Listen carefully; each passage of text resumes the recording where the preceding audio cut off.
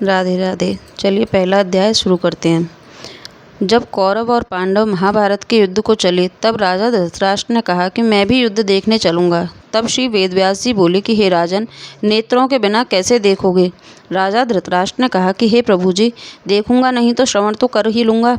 तब व्यास जी बोले कि हे राजन, तेरा सारथी संजय जो कुछ महाभारत के युद्ध की लीला कुरुक्षेत्र में होगी सो तुझे यहाँ बैठे ही श्रवण कराएगा। व्यासदेव जी के मुख से यह वचन सुनकर संजय ने विनय करी कि हे प्रभु, यहाँ हस्तिनापुर में कुरुक्षेत्र की लीला मैं कैसे जानूंगा तथा राजा से किस भांति कहूँगा। तब व्यास जी ने प्रसन्न होकर संजय से कहा कि हे संजय, मेरी कृपा से तुझे यहाँ से ही दिखाई देगा। व्यास जी के इतना कहते ही संजय की दिव्य दृष्टि हो गई और बुद्धि भी उनकी दिव्य हो गई। अब आगे महाभारत का कौतुक कहते हैं, सुनो। 7 अक्षौणी सेना पांडवों की और 11 अक्षौणी सेना कौरवों की, यह दोनों सेनाएं कुरुक्षेत्र में जब एकत्र हुई तब धृतराष्ट्र ने पूछा कि हे संजय, धर्म के क्षेत्र में युद्ध की इच्छा से एकत्र हुए मेरे और पांडवों के पुत्रों के ने क्या किया। संजय ने कहा कि पांडवों की सेना को व्यूहित देखकर दुर्योधन द्रोणाचार्य के समीप जाकर कहने लगे कि हे आचार्य, देखिए आपके शिष्य बुद्धिमान द्रुपद पुत्र ने पांडवों की बड़ी सेना की कैसी व्यूह रचना की है। इस सेना में अर्जुन, भीम, बड़े बड़े धनुर्धारी वीर, युगधान, विराट, महारथी द्रुपद, धृतराष्ट्र, चेकितान, बलवान पुरुजित, कुंती भोज, नरों में श्रेष्ठ शैव्य, पराक्रमी युधामन्यु, बलवान उत्तमौजा, अभिमन्यु व द्रौपदी के 5 पुत्र सबके सब महारथी हैं। हे ब्राह्मण श्रेष्ठ, आपके स्मरणार्थ में अब मैं सेना के प्रधान सेनापतियों के नाम वर्णन करता हूँ। आप भीष्म, कर्ण, युद्ध विजयी कृपाचार्य, अश्वत्थामा, विकर्ण, सोमदत्त का पुत्र भूरिश्रवा और बहुत से शूरवीर मेरे लिए प्राण तक देने को तैयार हैं। ये लोग शस्त्र चलाने में बहुत चतुर हैं और सब युद्ध विद्या में प्रवीण हैं। हमारी सेना जिसके भीष्म रक्षक हैं अपार बल है,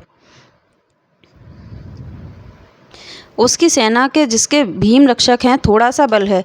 अब आप सब अपने मोर्चों पर सावधान रहकर सेनापति भीष्म की रक्षा कीजिए। कुरुवृद्ध भीष्म पितामह ने दुर्योधन को प्रसन्न करते हुए और ऊंचे स्वर में गरजते हुए शंख बजाया। फिर चारों ओर शंख, नगाड़े, ढोल, गौमुख आदि अनेक बाजे बजने लगे जिनका बड़ा भयंकर शब्द हुआ। इसके अनंतर सफ़ेद घोड़ों के रथ पर बैठे माधव, श्री कृष्ण और पांडव अर्जुन ने भी दिव्य शंखों को बजाया। श्री कृष्ण ने 5 जन्य और अर्जुन ने देवदत्त नामक शंखों को और भीषण कर्म करने वाले भीम ने पौंड्रक नामक बड़े शंख को बजाया। कुंती पुत्र धर्मराज युधिष्ठिर ने अनंत विजय, नकुल ने सुघोष, सहदेव ने मणिपुष्पक तथा महान धनुर्धर काशीराज शिखंडी, धृष्टद्युम्न, विराट, अपराजित, सात्यकी, राजा द्रुपद और द्रौपदी के 5 पुत्र तथा महाबाहु अभिमन्यु, इन सब वीरों ने अपने अपने शंखों को बजाया। उन शंखों के भारी शब्द से आकाश और पृथ्वी गूंज उठी और धृतराष्ट्र के पुत्रों के हृदय काँप उठे। हे राजन, अर्जुन ने कौरवों को युद्ध के लिए प्रस्तुत देखकर श्री कृष्ण जी से कहा कि हे अच्युत, मेरा रथ दोनों सेनाओं के बीच में खड़ा कीजिए, जिससे मैं युद्ध करने वालों को देख लूं कि इस रणभूमि में मुझे किन किन के साथ युद्ध करना चाहिए। दुर्बुद्धि दुर्योधन से प्रीति करने वाले जो संग्राम के लिए यहाँ एकत्र हुए हैं उनको देख सकूं। संजय कहने लगे कि हे राजन, अर्जुन की बात सुनकर श्री कृष्ण ने भीष्म, द्रोण आदि वीरों के सामने उत्तम रथ को खड़ा करके कहा कि हे वीर, संग्राम के लिए उद्यत इन कौरवों को देख लो। अर्जुन ने चाचा, बाबा, गुरु, मामा, भाई, पौत्र, ससुर और स्वजनों को शस्त्रों से सुसज्जित खड़े देखा और उसने इन दोनों सेनाओं में अपने ही सब बांधवों को खड़ा देखकर परम दयार्द्र हो अत्यंत खेद के साथ यह वचन कहे कि हे कृष्ण, संग्राम की इच्छा से आए इन अपने बंधुओं को देखकर मेरे अंग ढीले हो रहे हैं और मुख सूखा जा रहा है। मेरा शरीर बेकल हो रहा है, रोमांच खड़े होते हैं, गांडीव हाथ से गिरा जाता है, त्वचा जली जा रही है। हे केशव, मुझ में खड़े रहने की सामर्थ्य नहीं है। मेरा मन चक्कर खा रहा है और सब लक्षण मैं उल्टे देख रहा हूँ और संग्राम में स्वजनों का वध करके कोई लाभ भी नहीं होगा, क्योंकि हे कृष्ण, मैं जीतकर राज्य व सुख भी नहीं चाहता हूँ। हे प्रभु, हमको राज्य भोग और जीवन से क्या काम है, क्योंकि जिनके लिए राज्य भोग और सुख की इच्छा की जाती है वे सब संग्राम में प्राण और धन की ममता छोड़ मरने के लिए तैयार हैं। और आचार्य, पिता, पुत्र, पितामह, मामा, ससुर, पौत्र, साले और संबंधी ये सब मुझे मारें तो भी हे मधुसूदन, मैं इन्हें मारने की इच्छा नहीं करूँगा। हे जनार्दन, त्रिलोकी के राज्य के लिए भी मैं इन्हें नहीं मारना चाहता, फिर इस पृथ्वी के लिए तो क्या कहना ही क्या। हे जनार्दन, धृतराष्ट्र के पुत्रों को मारकर हमारा क्या होगा? इन आतताइयों का वध करने से